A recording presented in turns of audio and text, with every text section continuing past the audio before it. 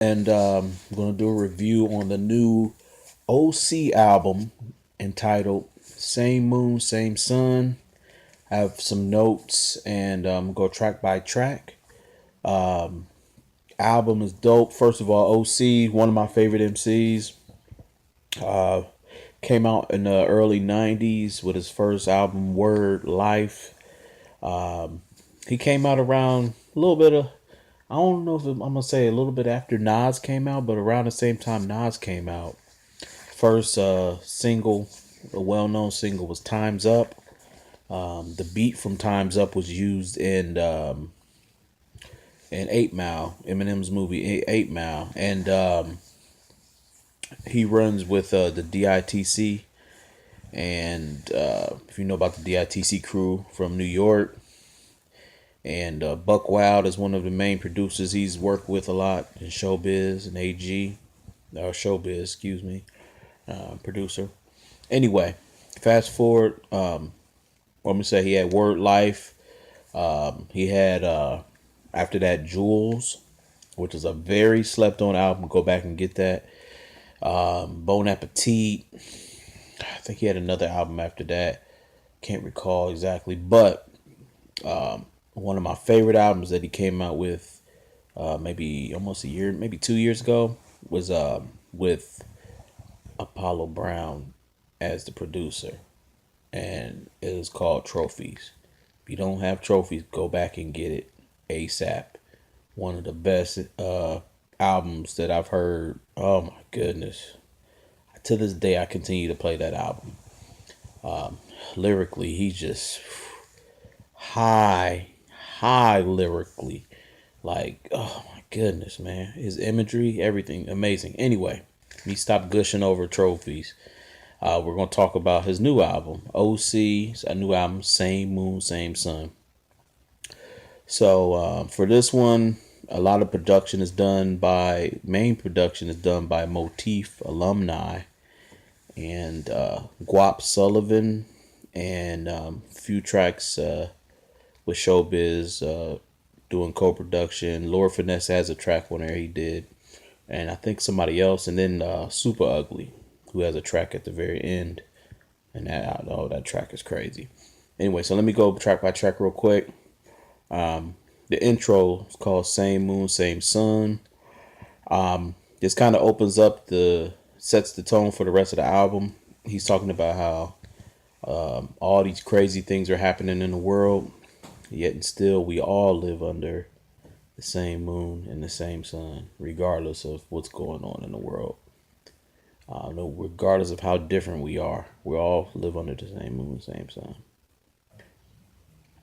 Track number 2 is called Serious, and then this kind of connects into what he started the album out with, what he was talking about. It addresses like the powers that be, and how all these different things are controlling us, and we need to take it serious. When we watch TV, we see commercials, which leads us to going buying things that could kill us potentially. He gets into things that a lot of people would deem as conspiracy theories. The first line on the album, I mean, not an album, on this song, he talks about reptilians and stuff. So you're in for a ride for this one. But, basically it's just saying like, yo, a lot of crazy things are happening around us. You need to take it serious, and just realize what's going on around you. So good track. Next track, number 3, Good Man. He talks about how he became a good man over time, how he's matured in life as a man, and grown man rap, man. Good track, good beat. But I can definitely, as a man, I can definitely relate to this. Good song for any man. Track number 4 is called Waste No Want. This one is more of a feel good club type of track. I'm gonna say club as far as beat, but just kind of I can hear this in a club. But basically, the song's about him telling and encouraging you and everybody to Live your life. You only have one life, so live that life and enjoy it. Because most of us, we were grinding, we're working, all this stuff. We don't go out and enjoy our lives. We're just busy working and building. But we still have to take time to work. I mean, not work, excuse me. Take time to enjoy our lives. So that's what that track's about. Track number 5 is one of my favorite tracks. It's called Sound Off. And this beat reminds me of James Brown's The Big Payback. It has live bass, the drums are crazy, and this one OC is doing what we love best from him. He's flexing. He's just flexing skills and just showing how nice he is on the mic pretty much. This is a good track I can hear him doing live. Really good. Next track, New Day. And he drops a lot of wisdom and knowledge. And if you know about OC over the years, he's always dropping jewels. Pun intended, because that's the name of his second album. He's always dropping jewels, man. Good production by Lord Finesse on this one. Really good track. Number 7, My City. It starts off with a clip from like Flint City, the Flint City crisis. If you don't know what's going on in Flint, Michigan, they're having a water crisis there, and they talked about how the water was on, then it was off, and it was on, just a bunch of crazy stuff. So it starts off with that, then goes into his verse, and he's basically talking about like, yo, all this stuff is going on and being done to us. I'm sick and tired of it. What are we gonna do about it, man? We gotta do something. I mean, if we even gotta pick up our guns, like we gotta do something, man, because this is crazy. Then it goes into another clip of Chicago talking about the killings and murders in there. Then he goes into a second verse. Good track though, man. The bongo drums on it are really nice. I like that. The drums, live drums. I can hear him doing this song live too. Good song. It's good, and I mean, and it's relevant to what's going on right now. So like, it's perfect. Next track, number 8, Sam. This song, he tells a story about a homeless guy who he befriends, and he hooks up with him from time to time, and they talk about life, and he learns a lot from Sam. And he realizes that he and Sam's life is very parallel to each other because of the wisdom and things that they've learned over life, over time. And so it's a good track, man. I like it. Real good song. Number 9, The Posse Cut, In the Paint.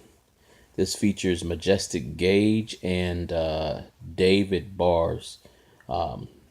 It's this. I like the beat because the beat starts off with so it sounds like somebody dribbling the ball or something like that, like basketball. OC sets it off, and then Majestic Gage comes in. He's real nice. I like him. OC does his thing on it. Majestic is nice, but then David Bars comes and cleans it up. I don't know who this dude David Bars is. He sounds kind of young, but he's really good. His cadence was ridiculous. He just when it was his turn, he just went off. I'm gonna look for more music on David Bars because he's nice, real nice. So check that song out. It's tight. Next track, number 10, DNA. This is one of the things I love about OC is the fact he can take a concept and like he can like take metaphors he can take things and create metaphors out of them in such a way that like he melts his life into whatever it is he's trying to describe about something else.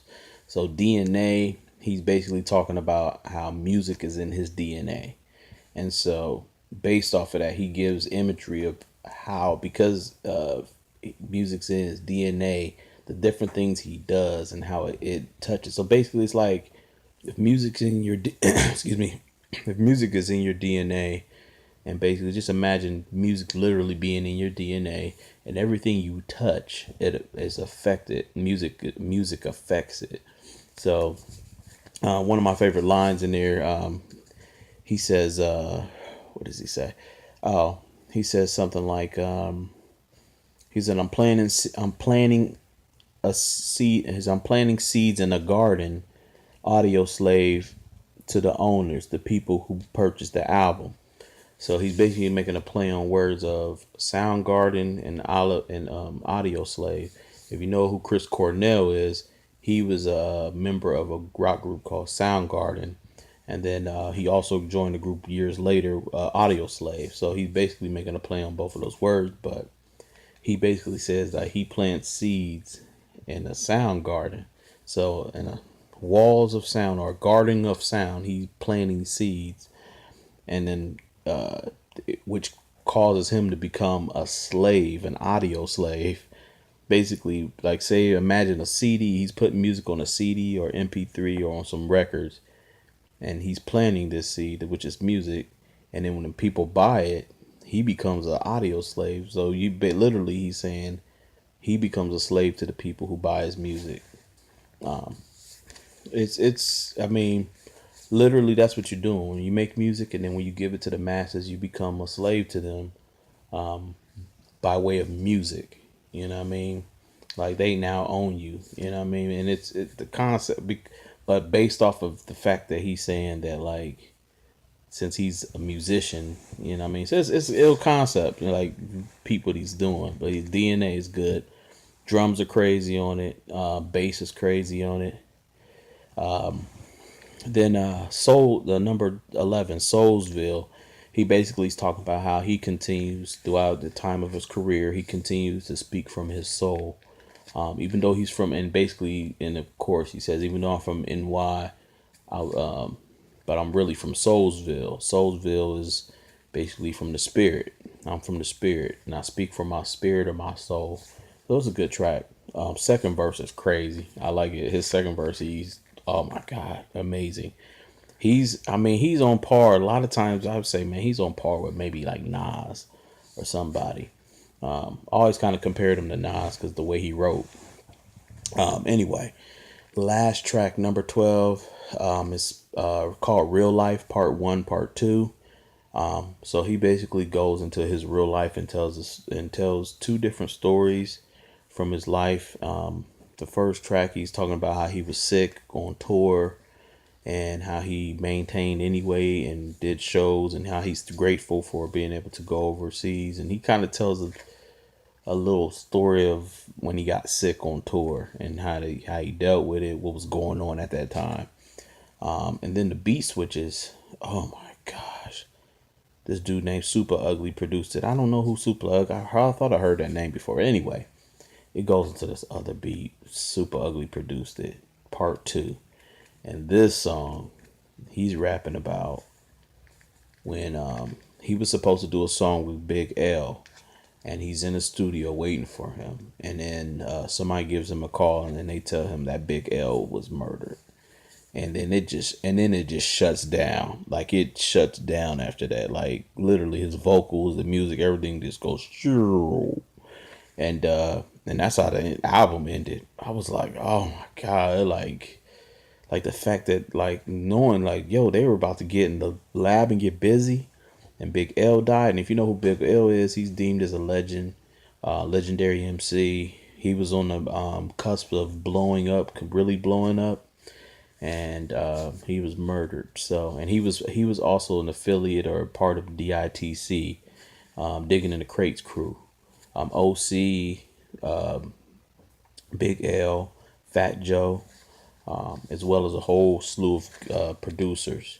And so, man, anyway, so that wraps up the album. OC, Same Moon, Same Sun.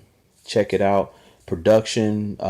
If you like the traditional boom bap, and this is a good album, man. It's consistently good.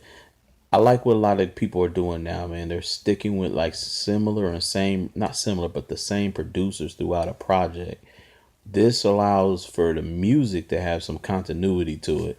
And OC definitely captures that. I'm glad he did that because he did his last album with Apollo Brown, who is consistently just one producer.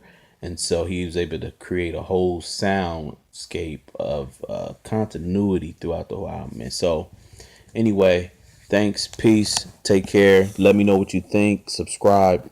Take care. Peace.